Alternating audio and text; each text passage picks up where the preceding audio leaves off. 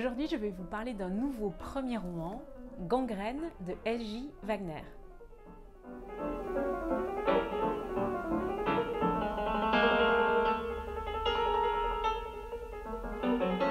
Chloé travaille dans une librairie type Fnac ou Cultura. Chloé porte un gilet vert. Chloé est libre, égoïste, méchante, drôle, cynique. Chloé adore séduire et elle adore coucher avec plein de garçons. Et surtout, Chloé se méfie de l'amour comme de la peste, et c'est le cas de le dire. Mais seulement voilà, un jour, Chloé rencontre le sourire de Colin. Ah là là, que vous dire à part que je suis sûre que comme moi, vous tomberez toutes et tous amoureux de cette merveilleuse Chloé, parce qu'il n'y a pas d'autre terme, elle est géniale. Tout à l'heure, j'ai parlé de peste, le livre s'appelle Gangrène. Évidemment, c'est une métaphore filée qu'il y a tout au long du roman. Et vous allez passer le roman à vous demander, comme moi, à trépigner, à savoir comment cette Chloé va se sortir de tout ça. C'est complètement palpitant. C'est très facile à lire, très fluide, c'est léger, c'est palpitant, c'est réjouissant, c'est cynique, comme Chloé évidemment. Il y a des rebondissements, mais alors là on en a pour notre argent quoi. Et je mets au défi quiconque de deviner ce qui va se passer à la fin, parce qu'en fait il y a tellement de rebondissements que moi j'étais hyper surprise en fait. Le seul petit hic, c'est le mélange des styles, auquel moi j'ai pas trop adhéré, enfin, c'est-à-dire que j'ai décroché. Parce que les deux premiers tiers du roman, non mais même les trois quarts du roman, c'est très réaliste, on s'identifie, c'est la girl next door quoi.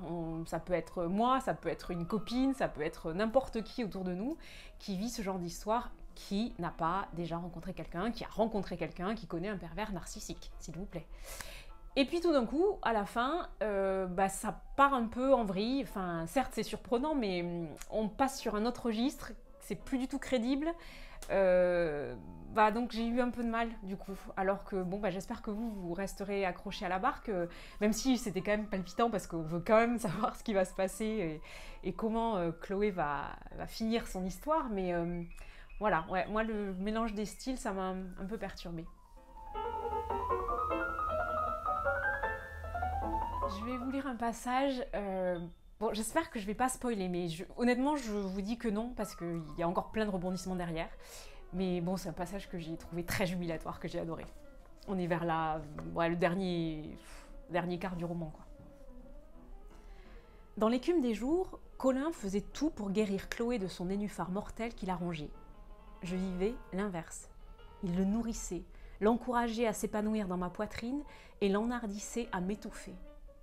Il finit par tuer Chloé pour sauver le nénuphar, le recueillir et humer son parfum de mort. Une boule de haine s'immisça en moi. Hystérique, j'avais envie de tout détruire, de me frapper la tête contre un miroir, de foutre le feu à l'appartement. Armelle arriva à la rescousse et m'administra la plus efficace des baffes. Elle s'assura que je reprenais mes esprits et retourna travailler dans sa chambre. La respiration haletante, je me saisis de mon téléphone et écrivis un texto lapidaire à l'attention de mon désormais ex.